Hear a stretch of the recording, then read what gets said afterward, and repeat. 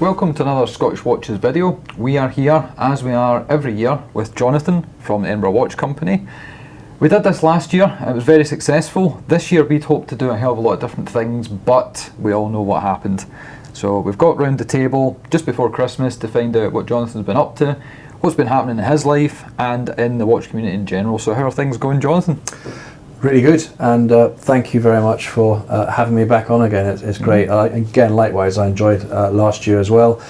Well, it's been an interesting year for us, as it has been for all of our customers as well. And you know, we're here together now just after the release, so it allows us to be together. And as you can see here, we're clad in gloves. We've got our sterilizing kit and everything, so we're trying to be as safe and as sensible as it can be. But no, listen, it's great to be on the show and chat watches and I guess share that passion together. So thanks for having me. Well, that is something that hasn't dwindled over the last sort of 12 months there since we last saw you in Edinburgh. We're back through in Edinburgh again. Obviously we're based mainly over towards sort of Glasgow area, but you know, we're allowed a little bit of movement thanks to Nicola Sturgeon today forward, so we thought we'd make full use of it and get this booked in.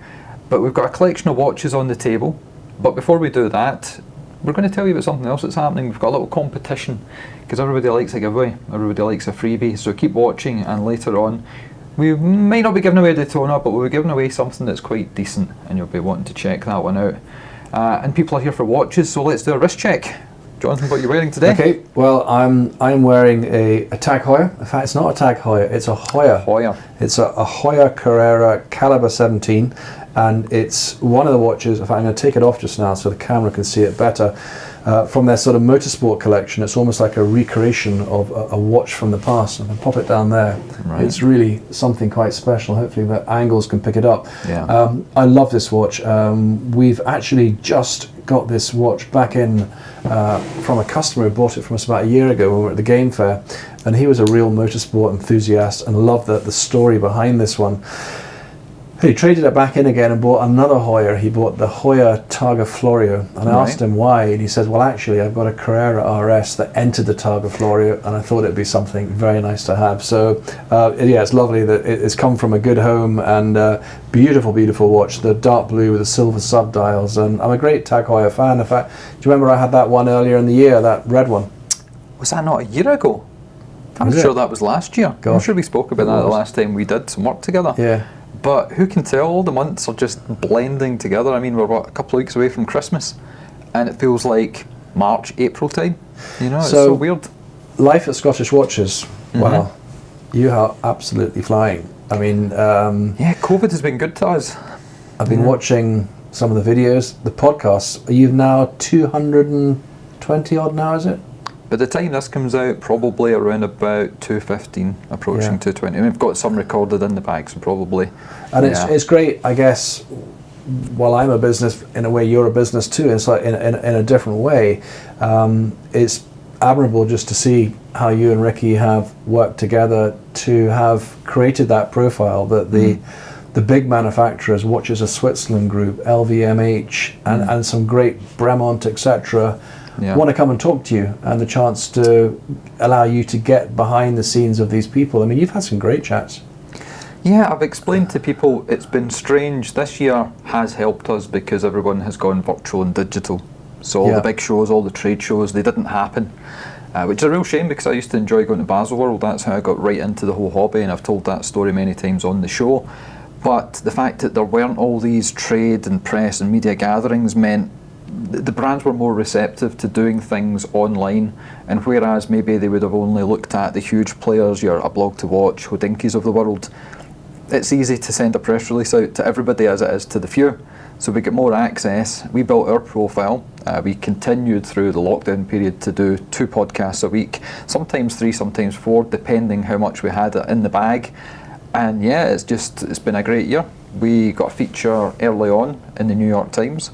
The best watch podcast to check out. We were thankfully listed there. We did a mini-series with Ariel Adams at A Blog to Watch, which went down phenomenally well, and it just elevated. It kept going and going through the summer until we hit episode 200, and we brought on Jean-Claude Biver, head of LVMH watches, sometimes not, depends if he's retired this week or not. And we had an amazing conversation with him. I'd looked forward to doing that for a long, long time. Yeah, having listened to many of yours, it's hard to keep up with them. Wow. I mean, we're talking passion from Jean-Claude. Oh, yeah. He was unbelievable, wasn't he? Before we talk more about that, and you've talked about some of these wonderful manufacturers, you've got a lovely watch on today. What's your wrist wear my today? wrist check. So this is, let's see if I can actually reach in far enough. There we go. You can see that we're keeping that social distance then, so we're trying about our 2 best. meters, aren't we? We're trying our best. Yeah. I'll actually remove it from the wrist. This is the Oris Aquis Date.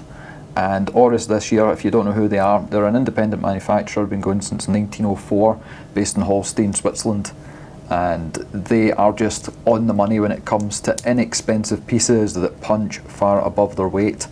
And this one here, if we do a little macro zoom, as I say, is the Aquis Date. And the reason this one is special is this year Oris launched a new in-house caliber called the 400.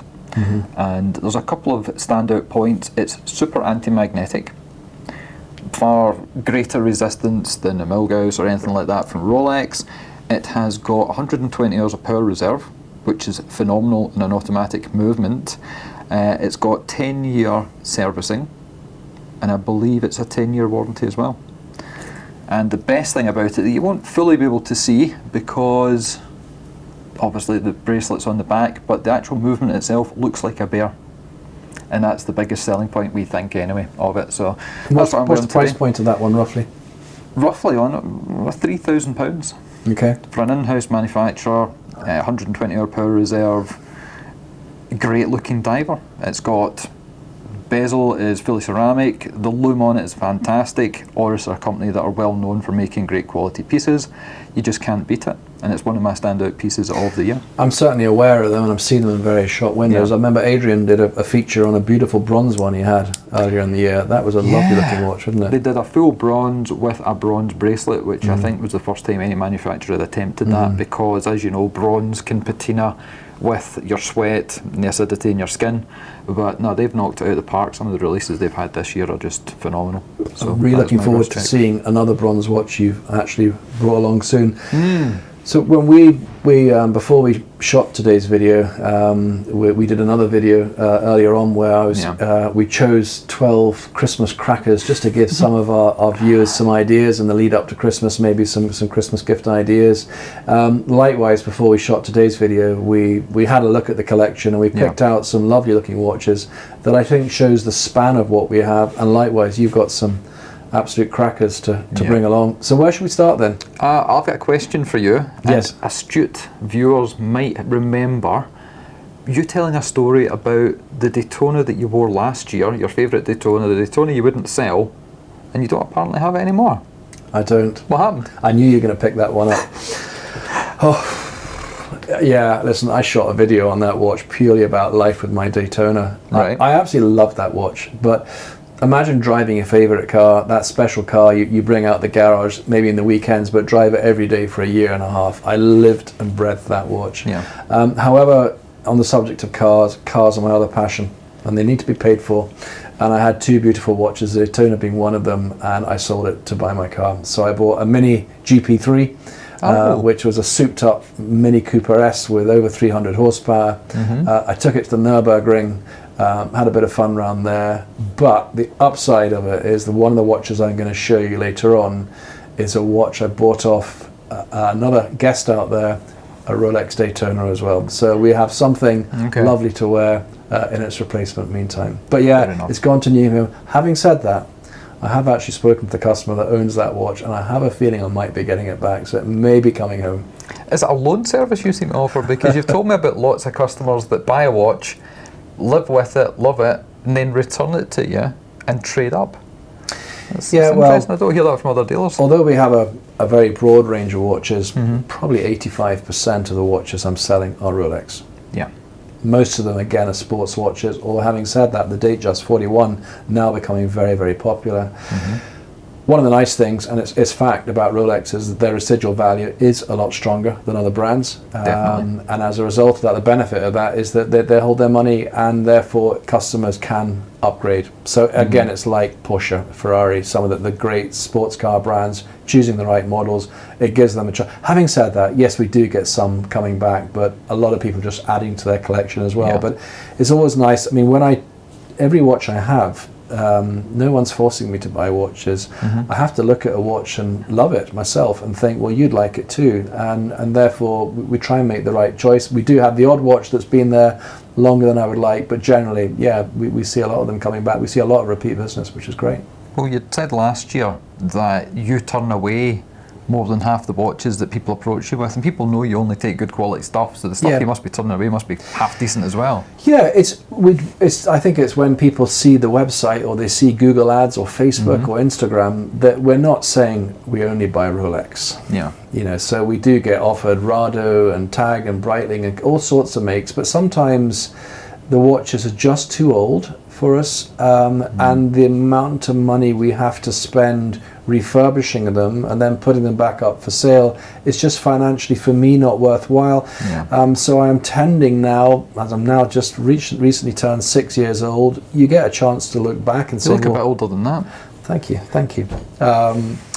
It's the chant that threw me. It was the you get a chance to look back and reflect, well, what's working and what's not working. You know, I'm really we've got a great service agent that repairs our watches for us. We don't really get much back at all, but you're more likely to get back an older watch of a, shall we say, a bit more inferior brand. So let's stick to what we know, what the watches that our customers like to buy, and that's generally working. So a lot of our watches are certainly a lot newer, and many of them are unworn as well. Yeah, and you're trying to make me feel at home by having in the background, beside the hand sanitizer, you've got a Batman, just like I have. Yep. And the second watch that I ever bought, luxury watch, the LN edition, Gmt Master 2. Yeah, well, of course, since the Batgirl, which for those that don't know that term, it's the new version of the they Rolex. All know that they term. all, okay, all know that term, right? Okay, well, the Jubilee bracelet version of the Rolex Batman, that's is doing very well. These watches are literally in and out. Scott and I shot a video 2 or 3 weeks ago. What we've started to try and do again, our video. I'm still denying being a YouTuber, okay? But we do have a YouTube channel, so please go and check us out at Edinburgh Watch Company on YouTube. And we're now over 500 videos. And these videos, I think I mentioned to you from when we met last year, were just something I wanted to do way back when I started, as a way of allowing somebody from the comfort of their sofa on video or TV or on their computer, whatever, just to have a really good look at a watch that we had them for sale. Or perhaps if they're looking for a particular watch, even though I haven't got it, it's quite helpful. And I've always trying to raise my game. We have seen some amazing YouTubers out there. Adrian from Bark and Jack, Jenny L, stuff that Paul Thorpe's been doing. The YouTube has really, really grown, and there's been some fabulous videography out there. So I've been, challenging Scott and myself to think, well, what can we do to make the videos better? So can't change me. We hopefully apply a few filters occasionally to enhance the look, but we've been using green screen for a bit of fun. We've got this camera now, as you can see, actually pointing down, doing some more macro shots. And the other thing we did literally a few weeks ago was we did a sort of new collection, because what's happening is that I go and buy a watch, then we have to send it away and get it refurbished, and then we have to photograph it, and then we have to do a video on it, and that, although Scott's really quick at turning these things around, it can sometimes take, when you shoot 10 watches, it takes a bit of time for that to go, and then the watch is gone. So I thought, well, why don't we just do a short, I'm not very good at doing short videos, as you'll see in this long hour one today, but a collection video where this is what's just arrived, and this is why I bought it, and why we like it, and a little bit about the watch, and they've gone down really well. And the last one we did, we had the new Gmt, Gmt, Starbucks, call it what you like. We had a Pepsi, we had the new Submariner, we had the discontinued Hulk, and they literally they flew out the door. So I think more and more people are now watching video. I mean, definitely. Sit on the sofa at night time, the family's watching telly, I'm on there on YouTube watching car stuff and watch stuff. It's a great place to see stuff. No, it's been a phenomenal year again, because everyone's been cooped up at home with nothing much else to do. Video has taken leaps forward, I would say. And the amount of YouTubers that have appeared, older people upgrading the technology, what they're using, their skill base. I mean, the videos that you did a couple of years back versus what Scott's doing with you just now, and he knows what he's doing because he's doing work for big car companies as well. Yeah. Won't go into details about that, but he knows his stuff. But listen, just seriously, go and check out the Video Guy Edinburgh if you want to see some cool car videos. There's some really good stuff. So by the way, Scott, thanks very much for everything you've done for me. Good guy, Scott. We need to look at a watch, don't we? Do you want to go first? Pick one of your beauties? No, I'm going to pick one of yours, and let's go straight for this one. Okay. This is the rose gold Rolex Daytona on Oysterflex, and this is my favourite looking Rolex watch. Full stop. Dead. Seeing this in real life, I'd seen it in Basel, I'd seen it behind glass a couple of times. To actually have it out in the open, yes. James Cameron was kind of one of my favourites, I've said that before, but yeah, this guy takes the top spot. Tell me about it. Well, that particular one is the one that I bought from one of my customers out in the Nürburgring. Rolex Daytona, I bought one of these back in 2013, just as I started the business. That was the time when I could bring watches in from the EU, good pound against the EU, and I think I paid £13,000 for it, brand new. That's when they were on the leather strap. Yeah. Now these watches listing at 23,800. That one's going to be a bit over list. We've actually just bought a brand new one that's going to be up at about 29. So they're very, very sought after. Originally, when the rose gold one came out, it came out on a bracelet or on a leather strap. But practically, the leather strap, as lovely as it to look at and feel, particularly for the European and more global market, the leather strap is too sweaty, to wear in the summertime, and also you couldn't take it in the water. So they introduced the Oysterflex strap. Rolex never do things by halves. It's an absolutely beautiful, beautiful rubber strap, finest rubber, like I think a titanium blade running through it, and then you can see it's got suspension underneath the strap as well, so it's supremely comfortable with a deployant clasp. I think it also, yes, to some I know it is a flashy watch. It's a gold Rolex at the end of the day, but it's a lot sportier, and I think it tones it down a bit being on the rubber. That it hides the gold, so it's not as blingy as an all gold, yellow gold Submariner or something like that. No, I love it. I think it's great. No, they're great. We've sold a few with the white gold one as well. That's a really, really popular one with a grey dial. But yeah, I mean that takes a lot of beating. It's such a comfortable watch to wear. It really is. And for me, although I've got a big wrist, 40 mils, is absolutely fine. So it's a nice one. Can I? I've been looking at that that bronze watch. You were wearing that earlier today. Yes. I love that one. What is it? This one here. This is going to be an absolute nightmare to try and take it from the pillow wearing gloves. So I'm just going to leave it on the pillow. This is a Maurice Laqua, a brand that flies under the radar. We've spoken about it in the podcast numerous times because for the money you can't beat it. This isn't a gold watch, it's a bronze watch, and I don't know what kind of mixture of tin and alloys they use, but it hasn't patinaed, and I've worn this for the last couple of weeks before it goes back. It's just amazing looking. It's got a lovely dial, anti-reflective coating means you can see straight through. It's got beautiful indices. The lume plots don't match the shape of the indices. They're slightly contoured inside, and under macro magnification it's brilliant. The strap it comes on as well, really nice. It's got the motif there, and obviously the hardware is bronze at the bottom. Again, it hasn't patinaed, which is really, really odd. And the best thing about it is the price. Brand new, Swiss made watch, Swiss movement, £2,100. And this is a limited edition piece, 1 of 500. It's still available just now. You can get it online, you can get it across the world. Here in the UK, as I say, just over £2,000. Can't say any fairer than that, really. I think it's an absolutely stunning watch. Maurice Laqua is a brand that's very memorable for me because it's actually the watch I was wearing when I fell off my motorbike. And it was found in the side of the curb, smashed to bits. It came flying off my wrist, and we got it all restored. And I gave the watch to my best friend. And so it's lovely. A beautiful, beautiful watch, and that is absolutely stunning. It really is a lovely looking watch. What roughly would you have to pay for that? Just over £2,000, £2,100 including VAT. It really is. It's just the reason they're not as well liked as they should be is because the design cues are very Gerald Genta.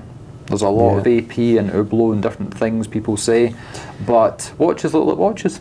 But you know something? That again is a view amongst the real enthusiast. To the man in the street, that doesn't maybe not even heard of AP or Hublot, they're going to look at that, and that is just, I mean, the design, I'm going to show you shortly this one, this Audemars Piguet here, which is the best part of 40,000, but look at that, and look at this. I mean, that's beautiful. Yeah.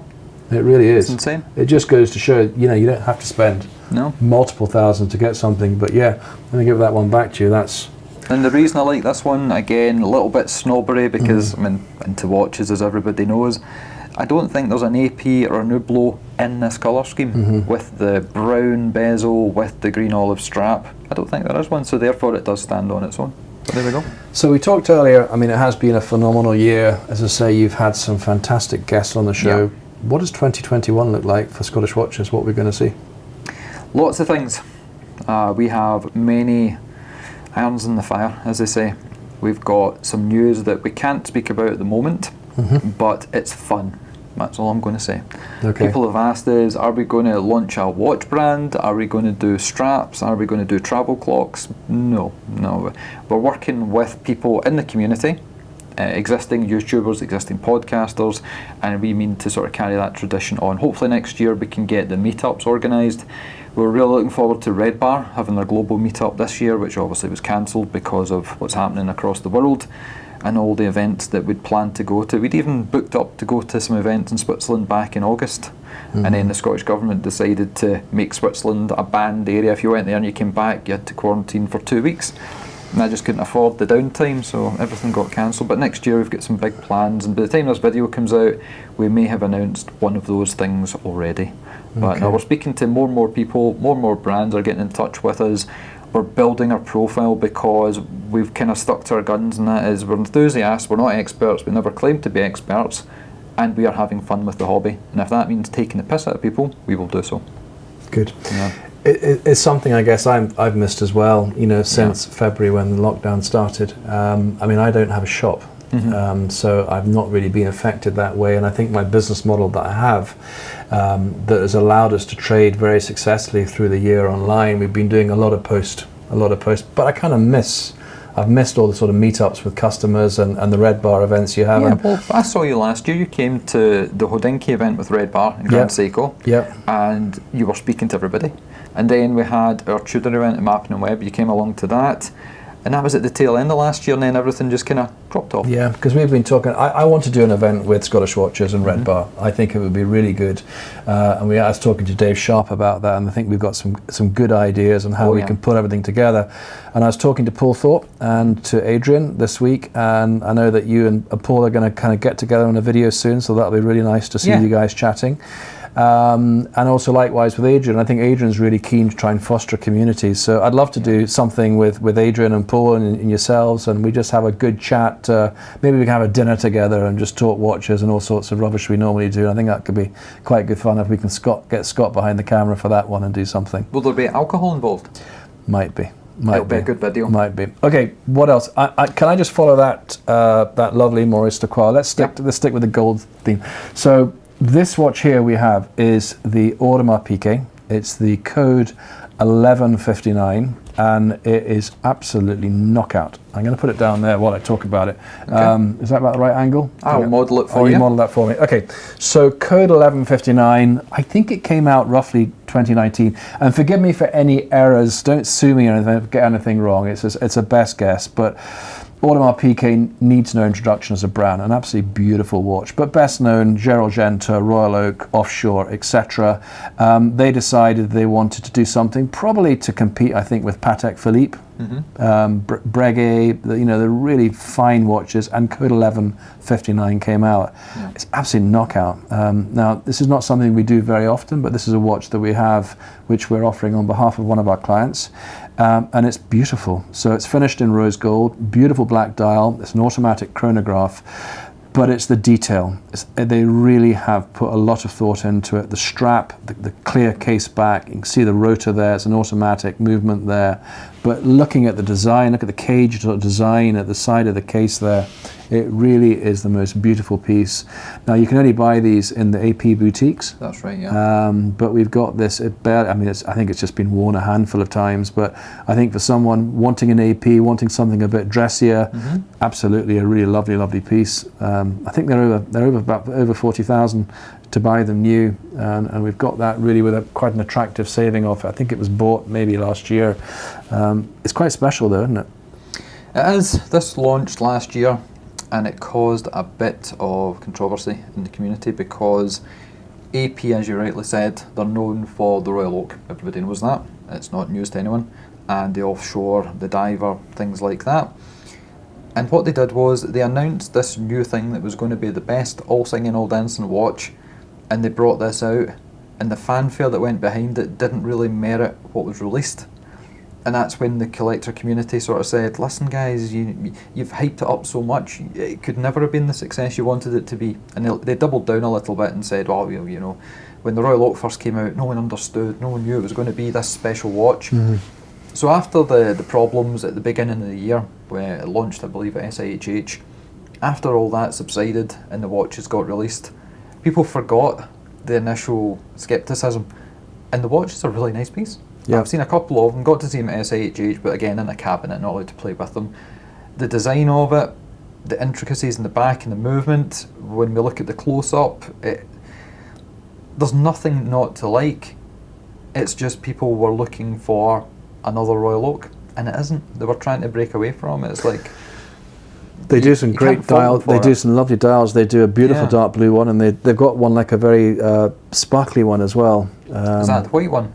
I'm not, because the white one's quite nice. Is it? It almost looks kind of enamel. Yeah. But no, first time I've seen one properly under decent studio lights, and yeah, it is good. Very quite nice. Fun, isn't it? It is, it's different. So you got some real quirky watches across there, Ricky. Yeah, I decided to bring some interesting pieces. Interesting.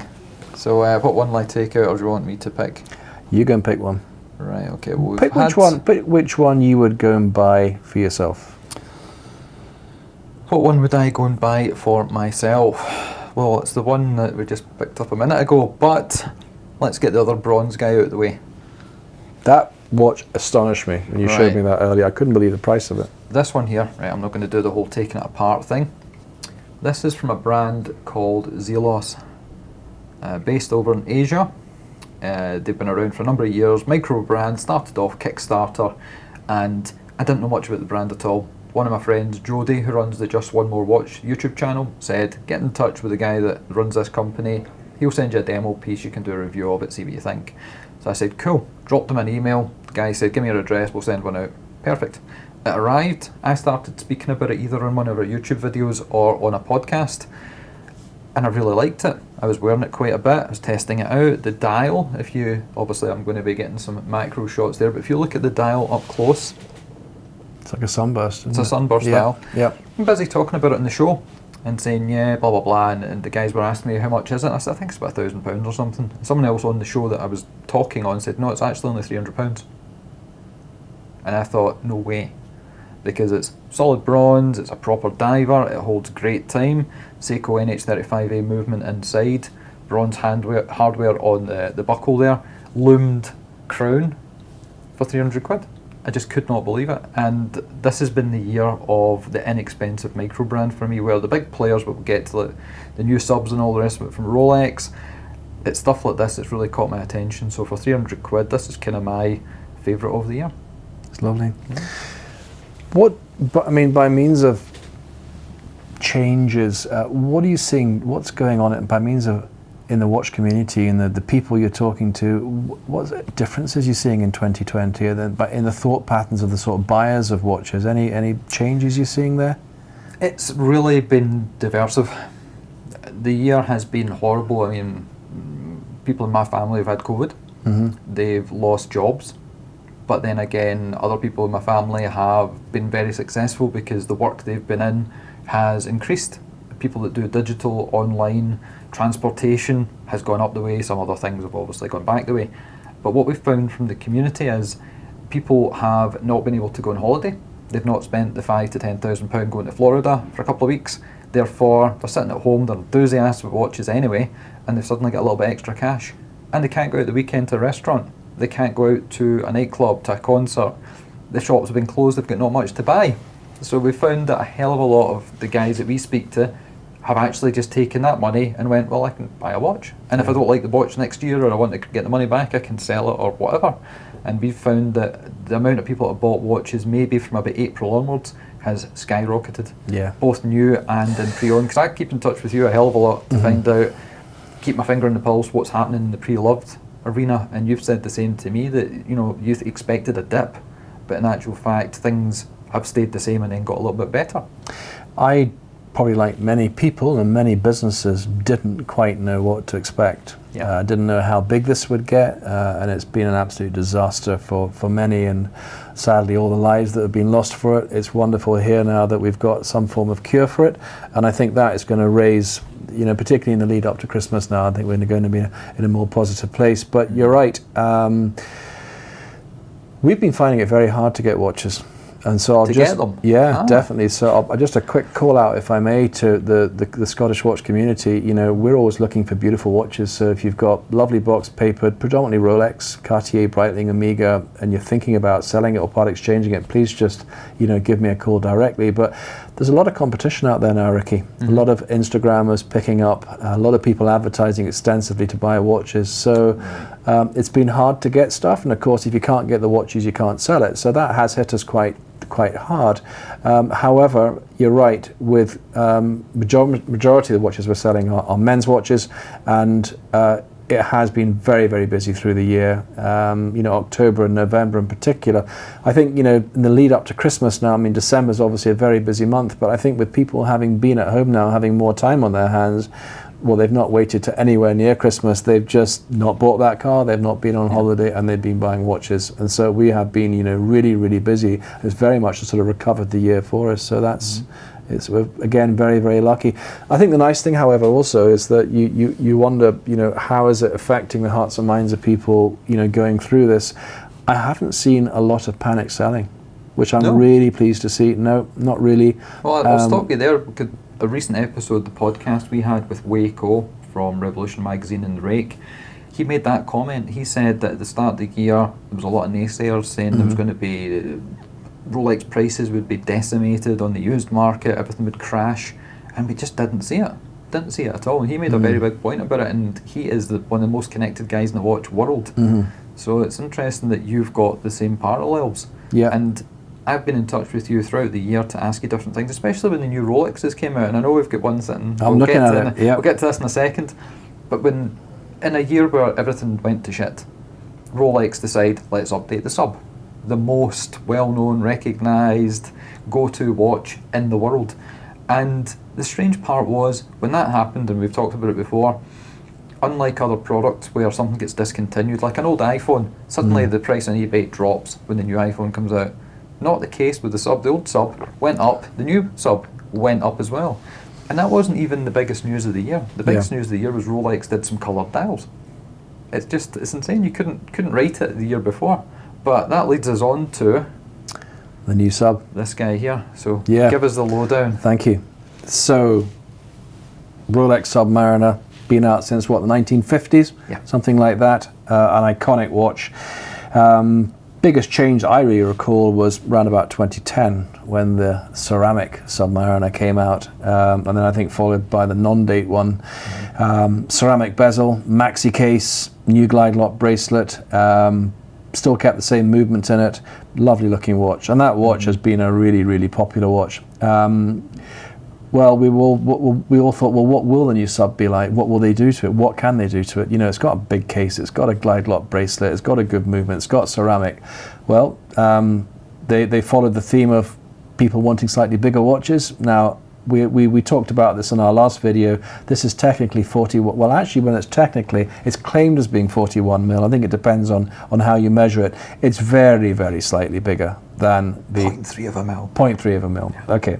However, that's not what it's really all about.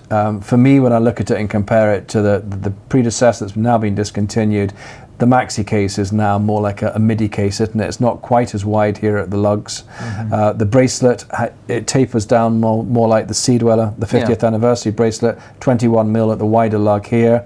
However, the movement's changed. So they put this new movement in it with a 70-hour power reserve, slightly more resistance to shock and magnetism, and the bracelet perfect bracelet as it was, but even more comfortable to wear now. So yeah, great watch. Not, look and feel is very much the same. So I think those who are on the waiting list for the old one, well, that's been discontinued.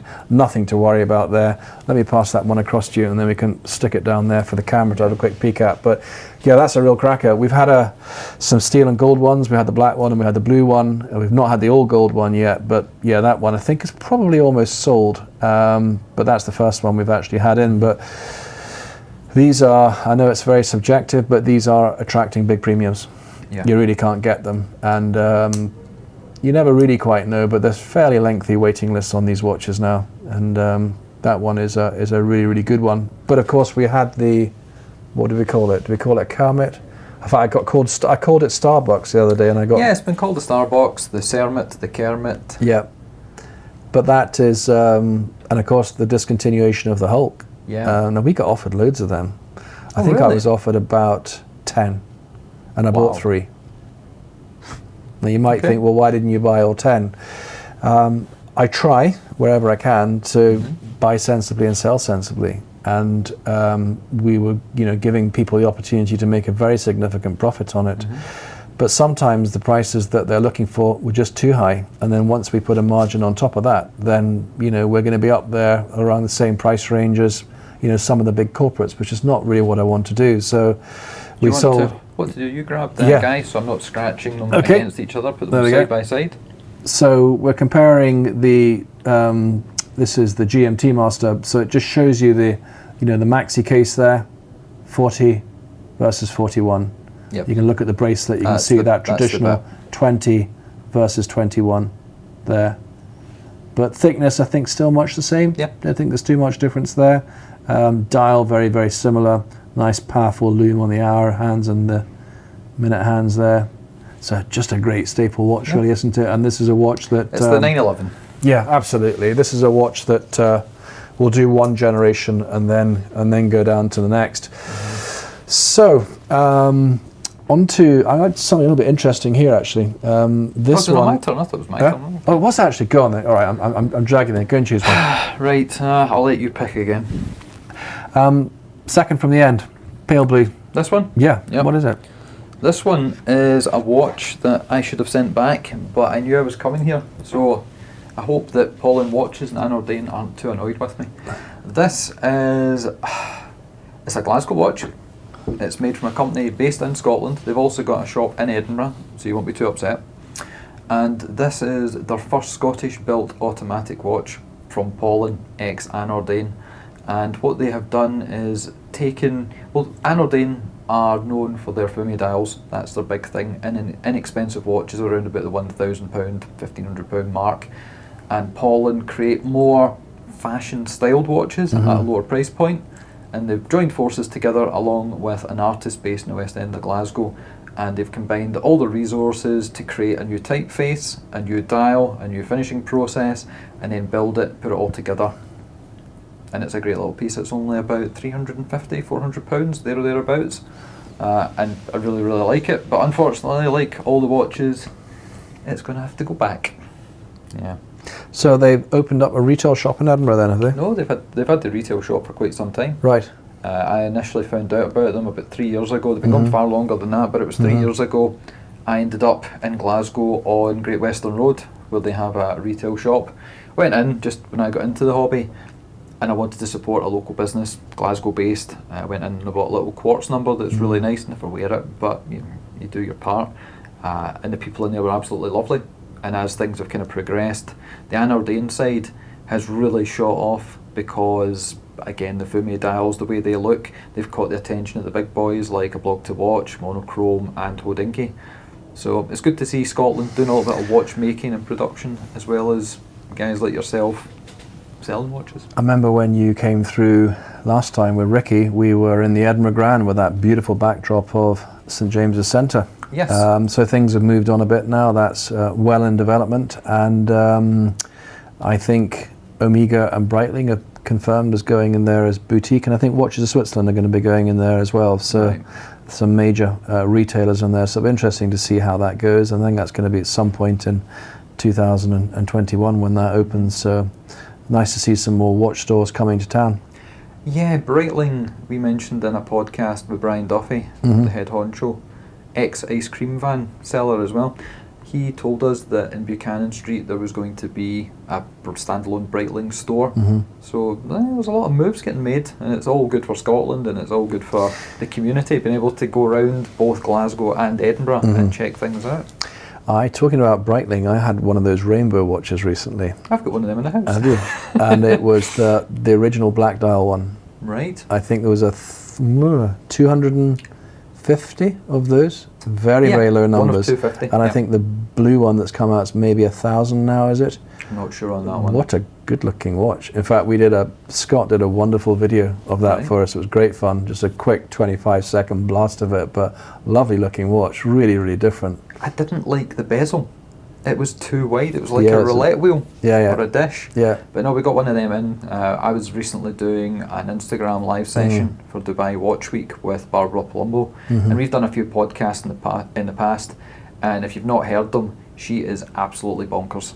Right. She does not hold back. She tells it like it is, and they're hilarious. The shows that we do together, and she's worked with the guys at Dubai Watch Week for a number of years. And obviously, since we can't travel, everything's digital, I got pulled onto a show with her to talk about ecological issues, sustainability in the watch and the jewellery and the fashion industry.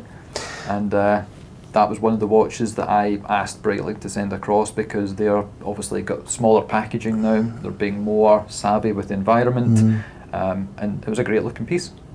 So yeah, totally agree.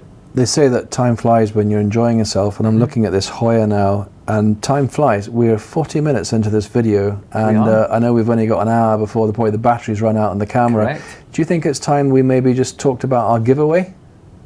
No. No, we're going to hold on a bit longer. Go on. Right. All right. Tell us what we're giving away. Okay, so again, just a very, very small gesture as a thank you for your support. We have to give away 10 of our Edinburgh Watch Company hats. Now, we don't sell these. We just occasionally give them away. Priceless. Yeah, I guess you could say that. But nice black caps with the suede peak on it there. And we've also just recently commissioned watch polishing cloths. I wanted to just have something to give away with a watch whenever we post or deliver a watch to a customer. So we went to a company called Selvit, and Selvit are probably very well known for making their polishing cloths. They supply the British Army, and we said, look, what's the best cloth you can do? And they said, well, it's this one. So we got a little bit of branding on that. So we're going to give away 10 Edinburgh Watch Company hats and 10 polishing cloths together as a wee package.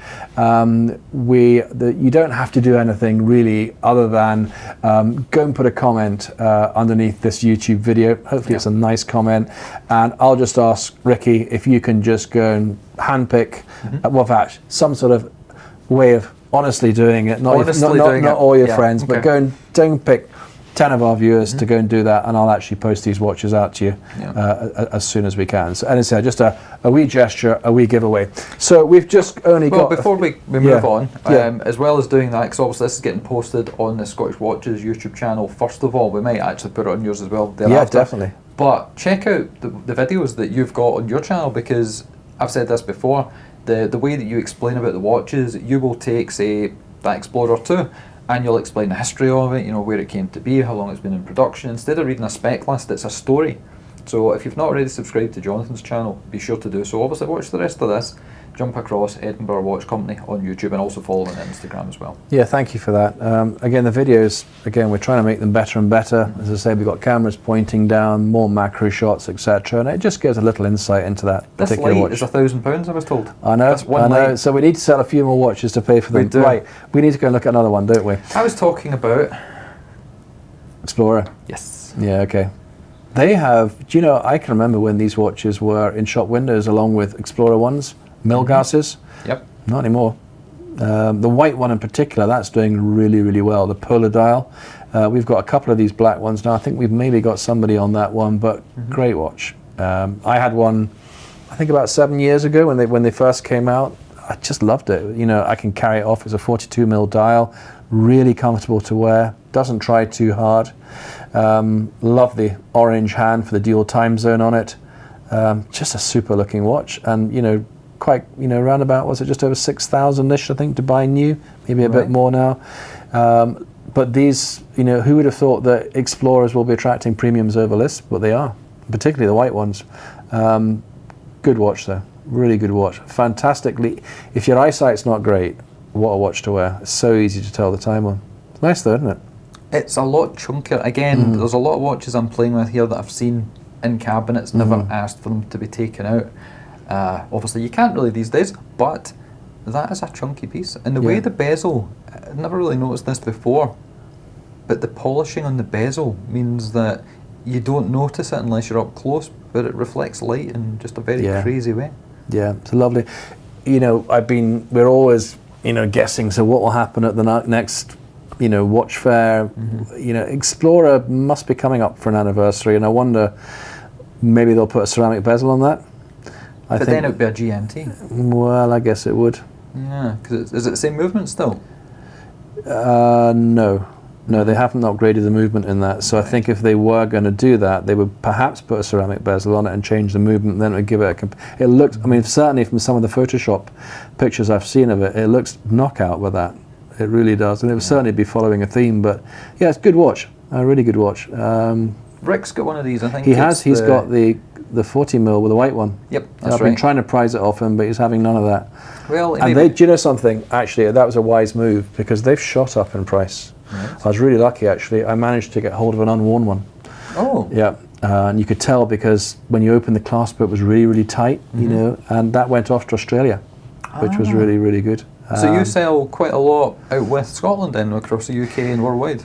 Mostly UK, but a lot of, when you actually look back at my analytics, where all our customers coming from, most of it's YouTube now. A lot of it's YouTube. People are somehow sitting down and watching my videos, love what we do, and they're contacting us that way. And of course, as you'll know with your following, with your podcast, we've got a global reach. So we're not on Chrono 24. We're not selling masses across the world, but we certainly do send a few away. But it's a worldwide. So where are you finding your customers are coming from? If it's worldwide, is it through Instagram? Or they because obviously they're not Googling, so for Googling it would be Australian Rolexes and things. Where are they coming from? Well, I think in fair 95% is UK. Right. Yeah, and having now I'm trying to get you more international business. Yeah, play the game. Do you know, actually, you might think, well, why are you not doing more abroad? Crime is one of the things that's always up here. Sadly, you just got to consider these things. Who are we need to know our customers. There's that much fraud going on. Yeah. Once every couple of weeks, someone is trying to fraudulently buy a watch. And here in the UK, you get a chance to know customers. You can check out the addresses, their IDs, etc. You can check out it's going to an actual address. You've got Royal Mail special delivery, which is a really, really secure service. And so I just feel a bit safe. I'm not trying to hit the big numbers, as it were. I just want to sustainably grow the business and have good customers here in the UK. And there's lovely people from abroad, but there is a bigger risk. If you're sending a watch out to France and something were to go wrong, it's just more complicated, really. So, I'm really quite happy doing mainly what I do. There's enough business here in the UK. Most of our business is probably repeat and referral. Yeah, that's what I hear. And really, I've got a wonderful database of customers there with all the watches I'd love to have come back. But where else do they come from? Well, they come from your community through the work that you've kindly been doing from me. You were saying Paul Thorpe's helped you dramatically as well. Yeah, no, he has. Undoubtedly, Paul has been a great support to me since we met up at the Brighton Watch Show. I'm one of his channel sponsors now, and he has really helped raise my profile. We've bought a lot of watches from his community. I'm sponsoring Bark and Jack's website now, again, so that's good, getting out to his community there. And I'd love to do a lot more. It's just finding the right fit. So I think the influencer, it makes a big difference when you've got somebody that believes, gets behind your company, understands your values and what you do, as you and Ricky do. And again, I thanks for your support. It's definitely the way forward, especially when you look at, the stuff we've done with Paul versus what it would cost for the big adverts in magazines and stuff like that. They're a waste of money. They really are. But what I have been missing this year is we've done no events this year. Yeah, of course. No Highland Show, no Game Fair. The London Watch Show was cancelled. I love going out and doing these events. It's great fun talking to people, and they can try the watches on. We get to meet them and so forth. And so that's something I'm really looking forward to next year. definitely. Well, I'm really looking forward to pulling another watch Yeah, go on then. What are we going for next? There's only 2 left. This one here. This one with a rather interesting centre dial. This arrived yesterday, and I did a quick unboxing on our Instagram page. I'm not going to take it off. No, I'm going to take it off because this one's got an interesting case back. So this is from a company based in Russia called Raketa. Been going for a very long time. I believe they've changed hands or there's been some kind of management changeover. But I bought a Raketa Copernic, that's what it's called, Copernic, a couple of years back on eBay. It's difficult to hold this over the macro there.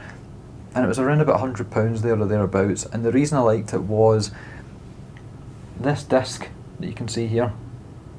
The disc is actually the hour hand. The ring is the minute hand. And it's something different that appealed to me. And the whole name Raketa means rocket. So it's based on the space race and all those kind of things. And a company we deal with quite a lot, the limited edition down in England, a guy called Pietro, he's been phenomenal. We've worked with him for about a year now. He gets all these incredible different watches in, but they're generally more expensive, maybe £7,000 to £107,000. And Raketa are bringing these watches, and I believe this one is about £1,200, including VAT, there or thereabouts. It's an in-house caliber. It has got a really interesting see-through case back, but only a small portion of it. So if you rotate that around, the part you can see through is the hairspring. Wow. You can see the escapement moving. And how much would that one be? This one here is around about 1,200, and this is one of 50 pieces worldwide. Gosh. And it's got the planetary alignment and all the cool stuff there, and it's got the best anti-reflective coating I have ever seen in my life. Maybe not under these massive studio lights, but under normal lighting conditions it is incredible. So this came in yesterday, hot off the presses, and I thought I'll bring it along and I'll show you and see what you think, because I know you like the oddities as well as I do. Now you talked about Russian watches there and that connection you have. Another chum of mine who's been a great support to me is of course Damien, who came up and joined us in Scotland when we were at Mercedes. A year ago. Yeah, absolutely, and we had some fun. Now since Damien had then the Car Guys TV, he has moved in and done the Watch Guys TV. That's really flying actually, and he's a bit of he's a natural at doing that as well. But he bought one of those really interesting Russian watches as well. Oh, he bought the Konstantin Shakin Joker watch, the original. Yeah, I think it was through seeing one of the videos or something that we had done that he saw that and went, need to have it. And again, it was from Pietro at the limited edition that he got that from. Dave Sharp, one of the guys that works with us, runs Red Bar here in the UK. He had got one first. And obviously Pietro. Damien's collection is through the roof, isn't it? I mean, it embarrasses mine. I mean, some of these watches, the Pateks. But he's so humble. He came on, we do a thing on a Friday called Scottish Watches Live on YouTube, where we just get a whole load of people from the collector community, people that help with the website, things like that. And we invited Damien on, because he's been on the podcast, he's done videos with us. And he came on and we were talking about, which watches do you like the best? And he's like, I like this and I like that. And he was wearing this watch. And we kind of honed in on it a little bit and said, so what's that there? And he's like, oh, this is a watch I've been after for a while. It's a Patek Philippe, it's blah, blah, blah. And somebody asked, how much is it? About $250,000 or something.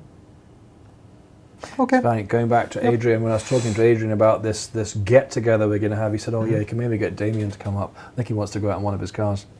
All of his cars, probably. All of his cars. Yeah, Adrian likes cars. So just on that point, so if you love your cars, the Car Guys TV, check out the Watch Guys TV, because Damien's doing a video once a week now, and it's really good. And I think what he loves about it, he puts a lot of research into the videos and edits some really, really good stuff in. So I think it's some great stuff. Cool.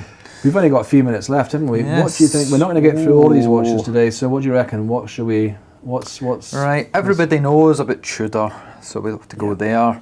We've got this one here. Can I talk about this one? Can we talk about this one here? We can, but we're going to quickly go through. We're going to go through this. Apollo, that's really nice actually. That's some unworn stickers. It is. I've got someone coming up from England tomorrow to look at that watch. So you're not just Rolex, Omega as well. Absolutely, I love Omega. I really do. I got one for my 50th, and we do. I just think they're great watches. I think they're beautifully made, really good value for money. This one is the Omega Apollo 11 50th anniversary. It's finished in stainless steel with a gold bezel on it, and it is just a gorgeous watch. And the couple that are coming up tomorrow, actually, the wife is buying it for his Christmas, but they were just nervous about it being sent in the post and just in case anything would happen. So really looking forward to meeting him, having a coffee with him tomorrow, and I think he'll be blown away when he sees this watch. But while that one is absolutely gorgeous, earlier in the year during lockdown we got the chance to get the all gold. Oh yes, is it Segna gold they call it? Sedna gold. Yeah, moonshine gold. Yeah. Oh my God, that was just out of this world. Yep. The proportions, the look and the feel, just an amazing watch. That is one I would love to have kept. It really was. But I have to admit, I'm a little bit lazy when it comes to watches. For an everyday, I like an automatic. You know. Indeed, indeed. I think so. Yeah, lovely. Can I just briefly show this one? Let's go because for it. I've been wanting to talk to you about this one all the time. I love this watch. What is it? It's IWC. What's the strap? It's acting really strange under the lights. Yeah, no, the colouring. It is alligator strap. Right. It is an alligator strap, but it is a relationship. It's called Santoni. I think Santoni leather. This watch is the new Iwc Davinci Chronograph. And I'm going to take that off the strap now so we can catch it under the camera. But it's absolutely, I'll let you angle that, but it's absolutely beautiful. Why is it beautiful? One, I'm so biased to blue. I love blue, but this is the Laureus Edition. And I actually just sold this watch this morning, but I wanted to show it to you anyhow. The Laureus Edition is a foundation, it's a charity that IWC have worked with now for many years. They've raised millions and millions of pounds for them. Right. And every year for the last few years, IWC have gone to a children's charity and they've invited the children to go and make a drawing. And the drawing that is selected as the winner is actually etched onto the back of the watch. So you can see here, there's a very happy child holding a pair of ski poles, and that's etched on the back. And I think it's just beautiful. It's a chronograph, it's automatic, this lovely Santoni leather strap on a deploying clasp, probably around about 42 mil case size, but the color, again, when you see that in the real light, it's absolute knockout. It's quite a special watch. It's almost as if we planned this, but we didn't. My last watch is from a brand we know quite well. I will move that ever so slightly to the side. Christopher Ward. This is a brand that this year has had a phenomenal time of it. They've released so many new watches, each one different. And this particular one here is in collaboration with Blue, the Blue organisation. And they are looking to raise, through the sale of this watch, $250,000 to help with ecological issues that Blue deal with in the oceans. And the strap itself has been made with reclaimed materials, again, taken from the oceans, fishing nets, waste products. So that is quite a good little tie. Am I right in saying they just operate online? They do. They don't have any stores. They've had a couple of pop-up stores over the last couple of years, but they are online. And this year, we've got a video coming out with the CEO, Mike Franz, and one of the designers, Adrian, basically going through the entire collection, explaining what they've done this year, and they've knocked it out of the park, really. And again, at the price point, because they cut out the middleman, they don't have the stores, they don't have the glitz, the glamour, and all the rest of it. The price point is unbelievable. I think this is £1,000 for this little limited edition here, and it's cracking. Cracking. Yeah.